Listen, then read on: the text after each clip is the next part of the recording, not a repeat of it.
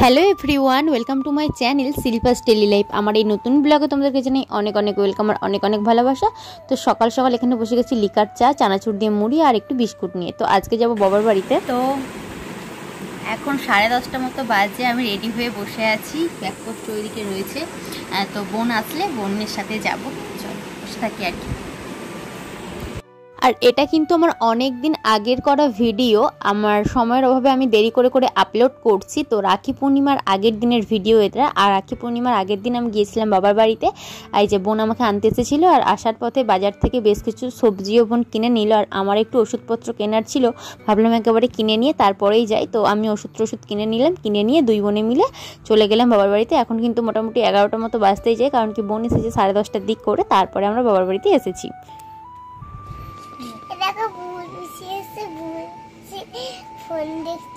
কতক্ষণ দেখেছিস আমার ফোন? কতক্ষণ দেখেছিস বল? দেখাইনি, তুই বল তুই কতক্ষণ ফোন দেখেছিস সেটা বল। তুই কথা বলছিস বল। 43 মিনিট ফোন দেখেছি আমার। 12টায় এসছি তো, 12:43 নেট শেষ। তুই কত ফোন দেখবি? আমি একটু দেখবো না। না না, নেট শেষ করলে হবে না।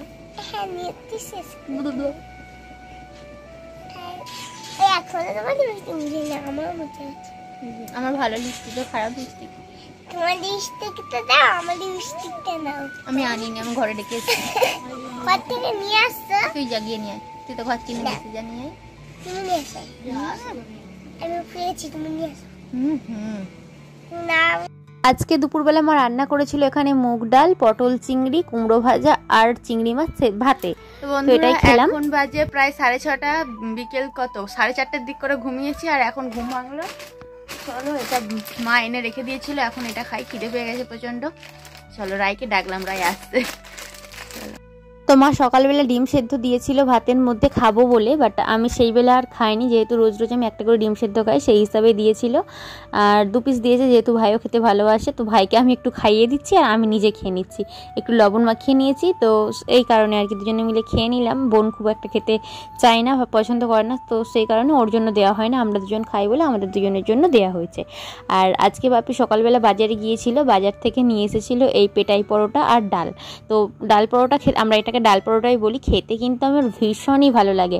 আর গরম গরম হলে তো কোনো কথাই হবে না, বাট সকালবেলা তো এগরোল খেয়ে বেরিয়েছিলাম বাড়ি থেকে, তো সেই কারণে আর এসে খাইনি। এখন ভাবলাম তাহলে এটা একটু খাই, তো এটাই একটু খেয়ে নিচ্ছি, বেশ ভালো লাগে। আর যেহেতু সন্ধে মতো হয়ে গেছিলো, সেই সকালবেলার খাবার একটু খারাপ মতো হয়ে এসেছিলো ডালটা, তো ডালটা দিয়ে খাইনি, শুধুই খেয়ে নিলাম। আর এইদিকে তারপরে মুড়ি নিয়ে বসে গেছি, সব চাট করে চপ দিয়ে। আর মা এখানে চাল গুঁড়ো করছিল, যেহেতু তালের সিজন চলছে, একটু পিঠে পুলি বানাবে, আমি এসেছি অনেকদিন পরে, তো সেই কারণে আর কি মা চাল গুঁড়ো করে রাখছে।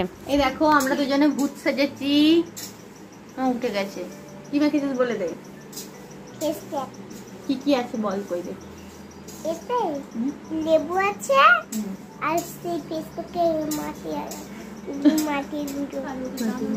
হ্যাঁ জানো এগুলো মাটি হয়, মাটিগুলো আছে, পেস্টকের মাটি মানে মুলতানি মাটি।